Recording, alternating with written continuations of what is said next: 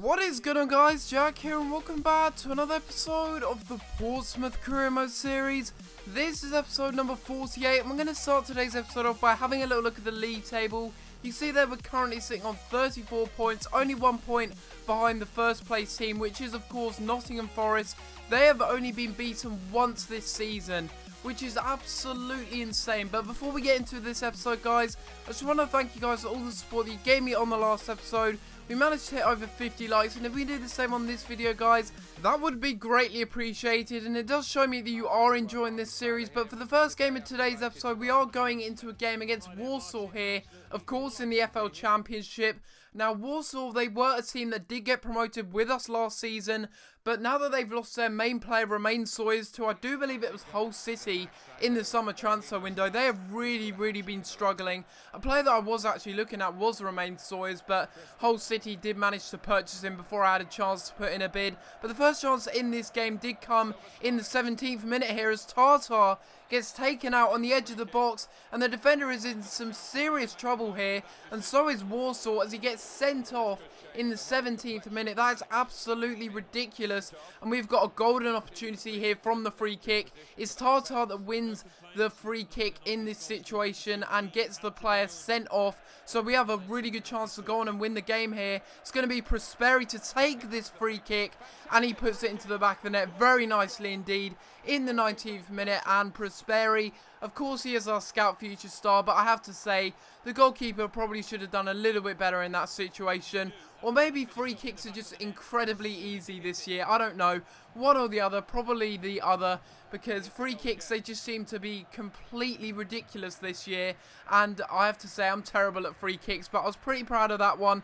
And Marcus Prosperi opens the scoring here with a lovely free kick. I have to say, that was a nice free kick from Prosperi. And he's already 75 overall this season, having grown 3 overall points. So he's certainly a really good player and really does dictate the midfield, and that was a really good chance there for Walsall, but unfortunately the 10-man side, I think they did get ruled for offside there. I think that was the linesman there ruling them for offside, but that was a great chance regardless, but he put it wide of the post. Then we get an even better chance here as Prosperi chips it into the middle, and once again the defenders are just in complete mess after going down to 10 men here, and it's Saido Berahino to put it into the back of the net there on the stroke of half-time. A lovely goal by Saido Berahino, and of course he's our talisman this season. Imagine him and Danny Ward up front. Oh my god, I would just love that combination to be a real life thing, and hopefully next season we will be able to bring back Danny Ward back to the club. We'll have to wait and see. We can't make everything into a reality, but I would like to bring him back to the club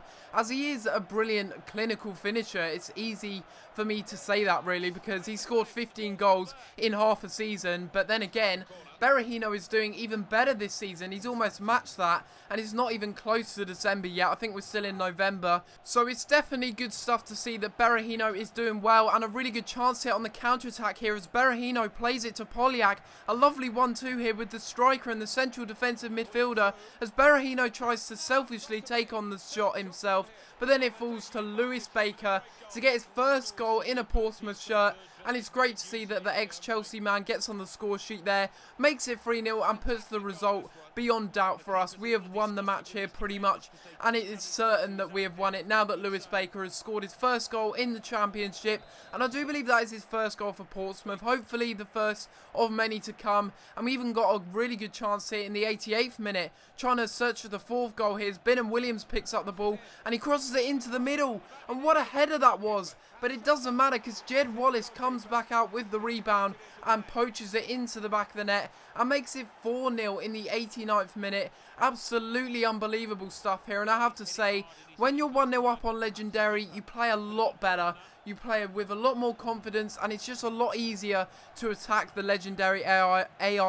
But when it's 0-0 in the match, it's a lot harder. That's what I do find. So if you're having troubles on Legendary, my way of kind of sorting that out is basically just trying to score a goal early on and then basically let them attack you, go on the counter-attack, and you're more likely to score goals that way. You can see I had 8 shots and 8 on target in that game, scoring 4 goals altogether. And I guess the amount of chances that I did create in that match was because they were down to 10 men. Of course, they did get a man sent off early on, but that's regardless of that. We pick up the 3 points, and that is a brilliant result. And we also get a monthly scouting update here. Looking at the players, we've actually got a really good looking youth player there with some decent potential of 69 to 94. Shane Lynch, I think it was. We do go ahead and sign him up. We discard Andy, I think it was Aidan Dunn actually, not Andy Dunn. And then we've got another one here from England. We got Sam Reach, who actually looks like a decent player, can play in multiple positions. And I think I did end up signing him, and I got rid of the other guy there because he wasn't good enough. And that really is a common occurrence, just seeing a lot of youth players that are absolutely diabolical. Why on earth would I want to sign them? I have no idea. And that is exactly why I just don't even scout them any further, because there's no point if they're not going to turn out to be decent players and have a chance of getting into the first team. There's no point in even keeping them or scouting them any further, because I could be scouting some better players that I could end up putting into the youth academy. But you see here, we're coming up against Burnley. They have a completely unchanged side from the start of the game, apart from, of course, Tom Heaton. We did buy for them in, I think it was last summer, or was it last January? One or the other, we bought their goalkeeper, and that was a great save by the ex-Burnley goalkeeper there, Tom Heaton. He's been an absolute wonder for us this season. He's got about 10 clean sheets so far in about 17 league games, which is absolutely ridiculous. And selfishly here in this situation, I took the shot with Jordan Ibe. It's just so tempting to take the shot there. Really, I should have gone with a finesse shot to the far post, but even so, I doubt that would have gone into the back of the net. It was a game where there was really not much going on. A very boring and diabolical game indeed. Not too much to report on, although that was a good save right there by Tom Heaton from Vokes' header. And I have to say, that was going in. That really was. That was a brilliant save. Look at it there on the replay. That was a good header. But luckily, Tom Heaton again was there for the second time of the game to deny the Burnley man of getting a goal there. And that's how the game did end. A 0-0 result, and I have to say, a very disappointing one at that. We should have done a lot better in that game. We didn't create any chances, and overall I was very disappointed with the way that the team played. We had decent enough possession, but we didn't create anything with it. 0 shots on target. I think that's the first for me. 0 shots on target and 0 shots in total. That is diabolical. In a whole 90 minutes, I didn't even have 1 shot in the game. That is ridiculous. And it just goes to show how difficult the legendary AI can be sometimes. But we are having a little look at the squad report for this month. It is the first of the month now. And we are having a little look at the players that have grown for this month. If you do want to see any players that have grown, of course, feel free to pause the video and take a little look at the players that have grown. Saido Berahino up to 74 overall, so is Maxwell Cornet. Well, he's not up to 74, but Maxwell Cornet is up to 71. And you also may have been able to see that, I think it was Prosperi that was up to 76 overall, which is absolutely phenomenal for a 17-year-old to be, well, miles better than pretty much every single player in the team already. Is ridiculous, and it's just great to see that we've got such a good youth player for the future. And even for now, you know, I say he's a good player for the future, but he's already getting in the first team, so really I'm just contradicting myself there. But yeah, we have a few players in there that I am actually looking to sell in the January transfer window, because we have a very big squad. We have a lot of players. I'm looking to sell on Simon Romagnoli. You may be wondering why, but I don't like him as a centre-back. I haven't played him at all this season, really.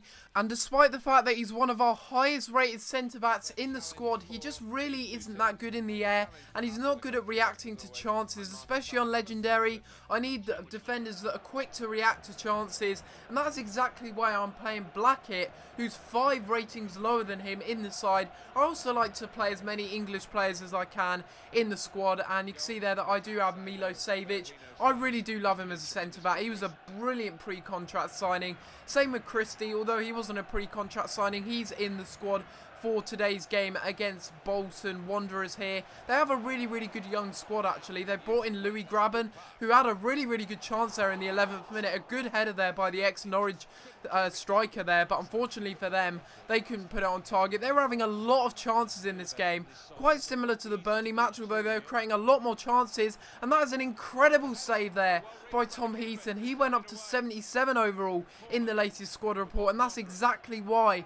What an incredible save that is by our goalkeeper to deny Bolton and keep it at 0-0. And I have to say, that is a brilliant save. He is a really world-class goalkeeper for me. I wouldn't go that far, but he is a good goalkeeper nonetheless. A brilliant chance there as they hit the post.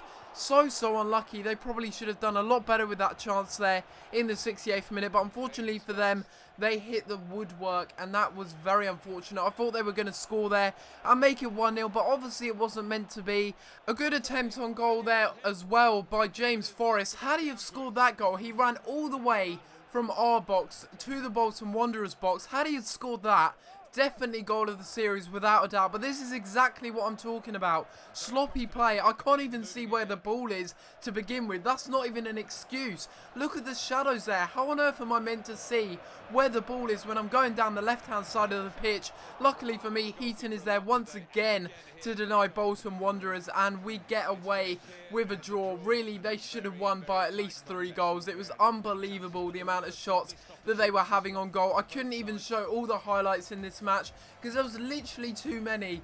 Bolton were dominating me so much, and I just blame it on the pitch really. The shadows on the pitch was absolutely ridiculous. How on earth was I meant to see what I was doing with the ball? I have no idea. You would have seen it in the last clip there. I wouldn't have been able to see what I was doing when I made that mistake, and that is just me with my quality excuses there. And you can see there that we have some players returning from loan, and we also have a contract offer accepted for one of our youth players right there, and we'll take a little look at his stats at the end of this episode right now and see what kind of player he is. He is an exciting prospect, a Scottish CDM who is very good at tackling actually. He's got some brilliant technical stats, but unfortunately for me, his physical stats, despite the fact that I promoted him before the 1st of May, his physical stats are pretty diabolical, but it does mean that his physical stats will grow, luckily for me, because I have promoted him before the 1st of May, and that is absolutely brilliant. But this is going to be the end of the episode, guys. Hopefully you have enjoyed, and if you have enjoyed this episode of Career Mode, please be sure to leave a like on the video and subscribe if you haven't already, as it really does help out my channel, guys, and it shows me that you are enjoying this series and you want it to continue. If we can get 50 likes on this video, that would be greatly appreciated. But on that, guys, I'm going to have to leave it there, and I'll see you next time for another video. Thanks for watching.